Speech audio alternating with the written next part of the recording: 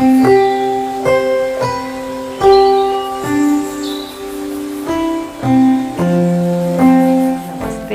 नाम मेघना गुप्ता है। मैं एक क्लिनिकल साइकोलॉजिस्ट और एक साइकोथेरेपिस्ट हूँ। आज मैं आप लोगों के साथ एक बहुत ही इम्पॉर्टेंट टॉपिक पेरेंटिंग और उसका प्रभाव पर बात करते हैं कि 4 तरीके के पेरेंटिंग पैटर्न्स होते हैं। सबसे पहला अथॉरिटेरियन पेरेंटिंग का मतलब है कि माँ बाप बच्चे को बहुत कंट्रोल करते हैं, उसको डिसिप्लिन में रखने के लिए उसे पनिश भी करते हैं और माँ बाप को खुद लॉस ऑफ कंट्रोल का, माने बच्चा अगर बात नहीं सुनेगा तो इस तरीके की सोच बहुत ज़्यादा आती है। अब इस तरीके का बच्चा अगर आगे बढ़ती ज़िंदगी में पढ़ाई बहुत अच्छे से करता है, क्यों? क्योंकि उसे हमेशा सही गलत बताया गया है। दूसरा, अगर ये बच्चा इस तरीके से ही आगे बढ़ता है तो ज़िंदगी में उसे निर्णय लेने में बहुत दिक्कत होती है, क्योंकि हमेशा ही उसके निर्णय उसके माँ बाप ने लिए होते हैं।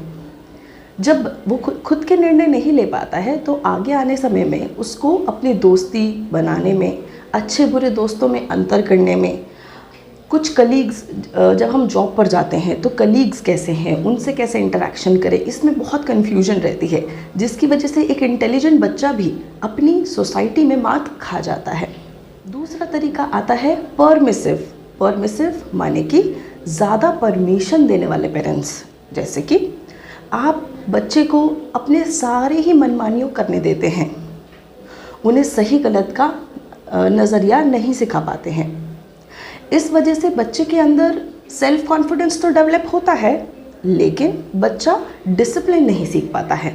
जब बच्चा डिसिप्लिन नहीं सीख पाता है तो वह आगे बढ़ती ज़िंदगी में सही तरीके के कोर्सेज चूज़ करना, जॉब्स पर जाना, किस तरीके के रिलेशनशिप्स में एंटर करना, इसमें कंफ्यूज्ड रहता है। अगला पेरेंटिंग पैटर्न जो है निगलेक्टफुल माने कि जो आपको सुन के ही समझ आ रहा होगा कि ना ही माँ बाप कंट्रोल रखना चाहता है और ना ही माँ बाप परमिशन देना चाहता है।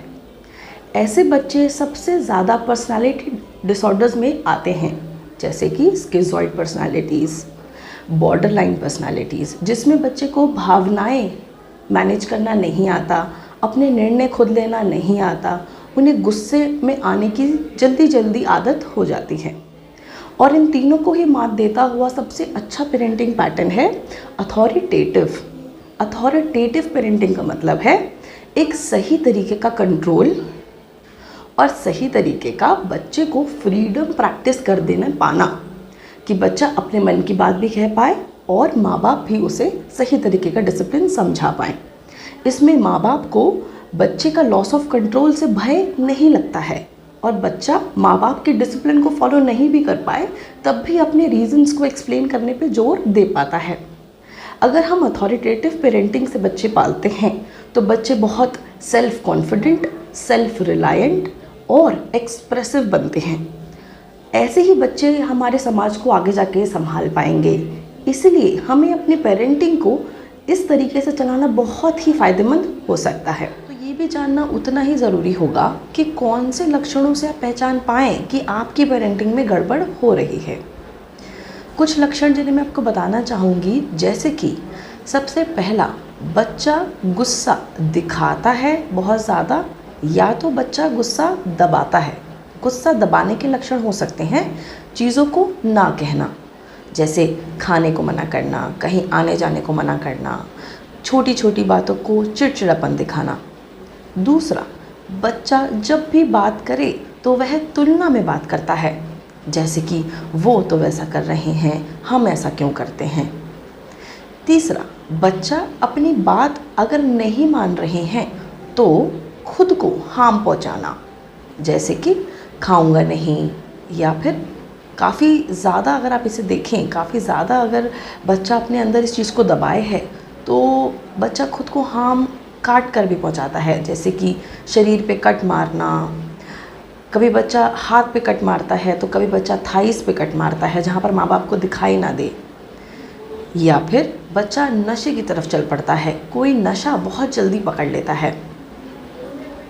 कभी आप देख सकते हैं कि बच्चे के अंदर रिवेंज माने बदले की भावना बहुत ज़्यादा है, जैसे हर चीज़ पर उसे उस चीज़ का बदला लेकर ही दम लेना है। ऐसे कई लक्षण अगर आप अपने बच्चों में देखते हैं तो आप ये समझ सकते हैं कि शायद पेरेंटिंग में कहीं कमी हो रही है। तो अगर आप अपने घर में इस तरीके के लक्षण बच्चों में देखते हैं तो जल्दी ही किसी न किसी मनोवैज्ञानिक को ज़रूर दिखाएं। आप सभी लोगों को ये अथॉरिटेटिव पेरेंटिंग माने कि सही तरीके का रिलैक्सेशन और फ्रीडम एंड सही तरीके का डिसिप्लिन, ये दोनों ही प्रैक्टिस करने बहुत ज़रूरी हैं।